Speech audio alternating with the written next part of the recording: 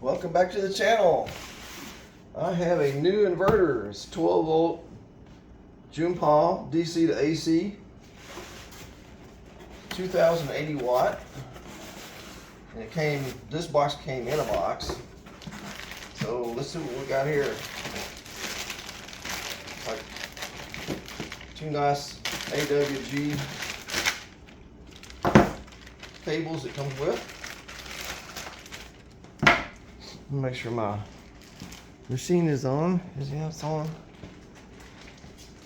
Lately I've been having battery issues. And it comes with a Cat 5 cable for the remote control. And the remote control comes in its own little box with a little protection on the front to protect the front.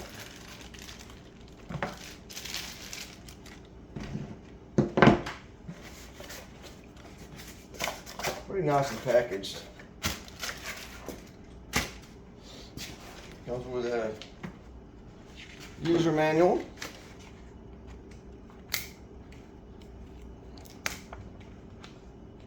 Get my glasses on so I can see.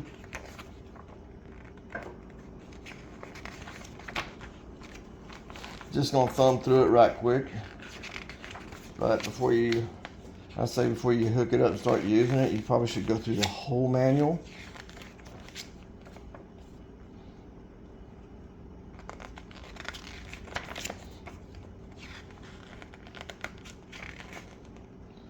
And it weighs about 11 pounds. There's your remote control. You can use it without a remote or with the remote. It's up to you. And you can hardwire it in. And product overview sheet. This tells you everything you need to know.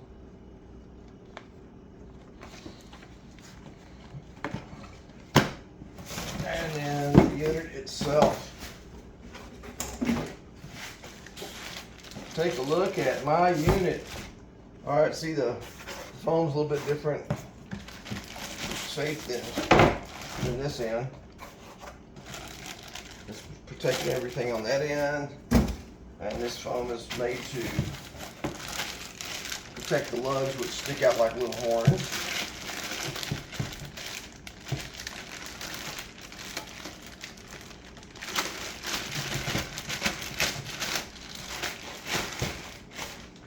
You can see here, two fans, little plastic protectors. Keep the possibility of shorting out. These little plastic nuts, they're just finger tight because you don't want to hand tight, try to hand tie them with pliers or something because you'll break them. Those are just on there to protect from sparks. And let's see here. In the event you want to hardwire it,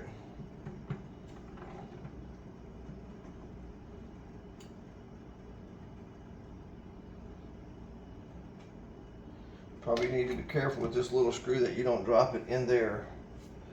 You might have to take the whole thing apart to get that out.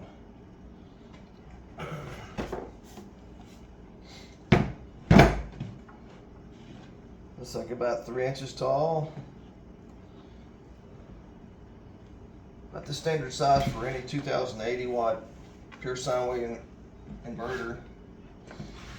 Let's get us a battery over here.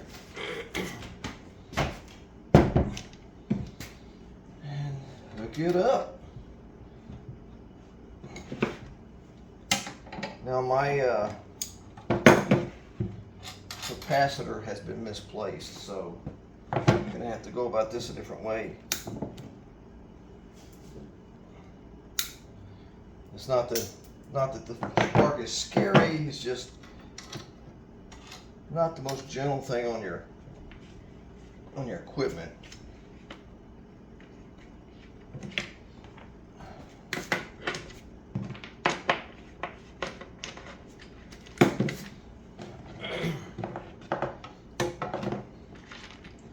Make sure you get these hooked up properly. Negative to the negative, positive to the positive.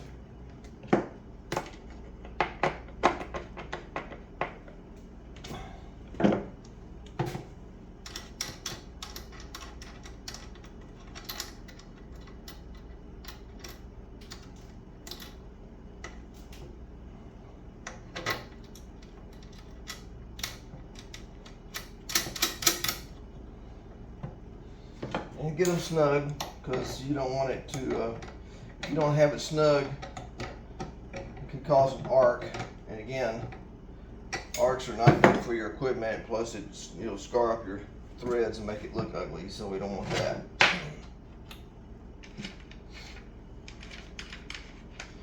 A little bit dark in here because I only got 1,000 watts of light. We're just about to take care of that.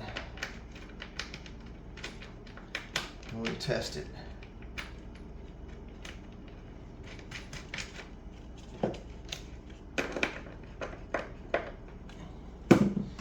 And here's our Cat 5 cable.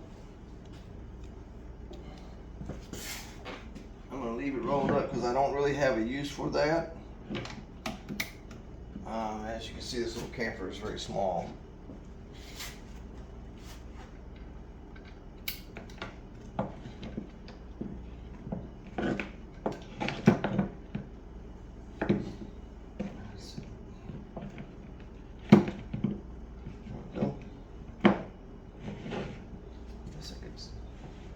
Slide it this way a little bit. Set it up. All right. So what I'm going to do is we're going to use this little 12-volt light here to kind of charge it. Use it as a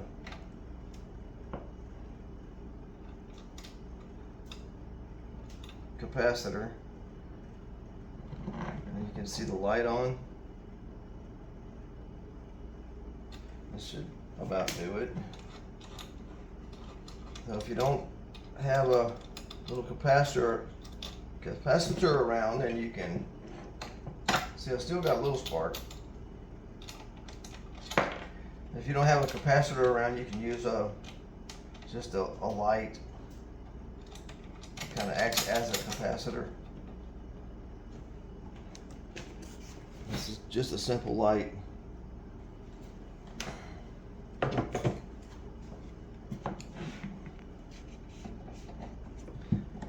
Give it a nice little snug. Now, if I was putting this in the camper and going to leave it for an extended period of time, I would torque these down to the specified torque. Now, we'll take a look on this side.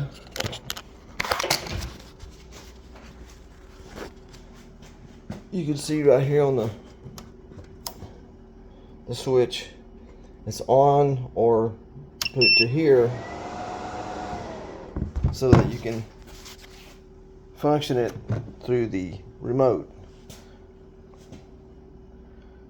And I'll show you my battery's at 13.3 and so on like that. I'll put you back on the tripod. Tripod is your friend. Alright. Now, I guess maybe I could move you to the other side.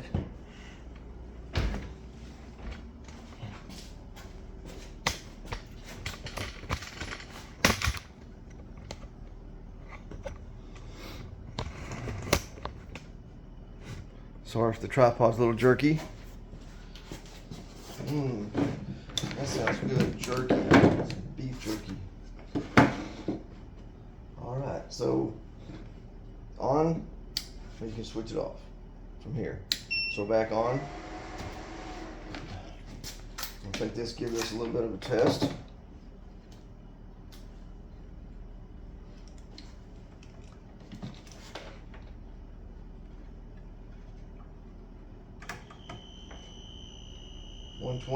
Not there. So you can hardwire it in here or plug into your GFCI plug there. Ground fault circuit interrupter. And this will work without being grounded. So now, let me give you a peek of this light up here. See that big old light? That's a high base ceiling light, and that thing's runs about 210 watts. That's what it uses. Now pay attention when I plug this in, you'll see the difference of light in here. Huge difference, right? Using 221 watts. So now, let's add a fan to it. This is a heavy duty shop fan.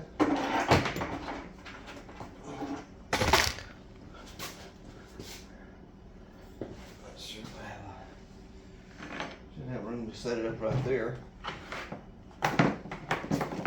It does have overcurrent protection. So if you plug in too much stuff, it'll shut it down and the alarm will go off.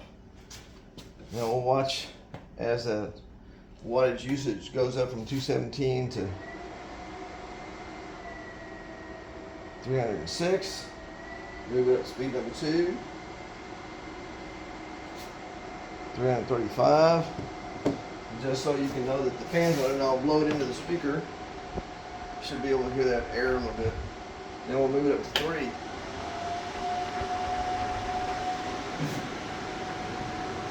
I can see the fan shaking the camera a little bit.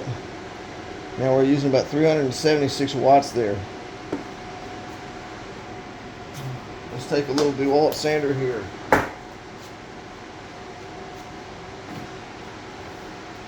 Plug this into the fan.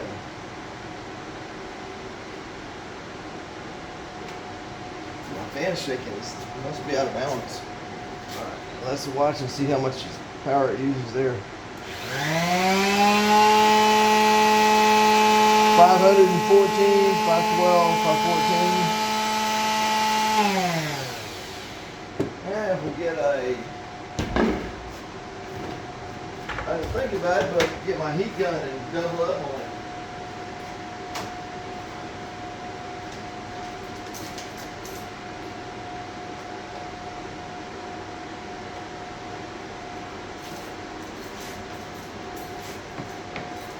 Alright, let's turn this heat gun on.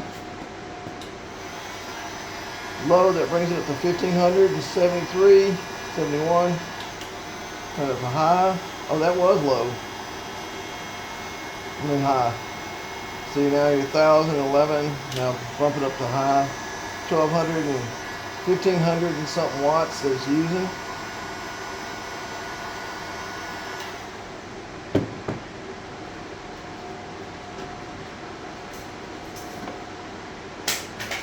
Make sure you lay that heat gun now somewhere away from everything, because the nozzle of the heat gun's hot and will melt some things or burn you. But that's it. That's a nice little unit. Like I said, you can hardwire into here. There goes my light. Let's turn it back on. There we go. You can see how much of a difference that is. That light is a beast. So, Junbpaw 12 volt inverter. It's a nice one. I like it. I'm real pleased with it. All right, thanks for watching. Hit that like and subscribe. Leave me a comment. I'd appreciate it. Take care.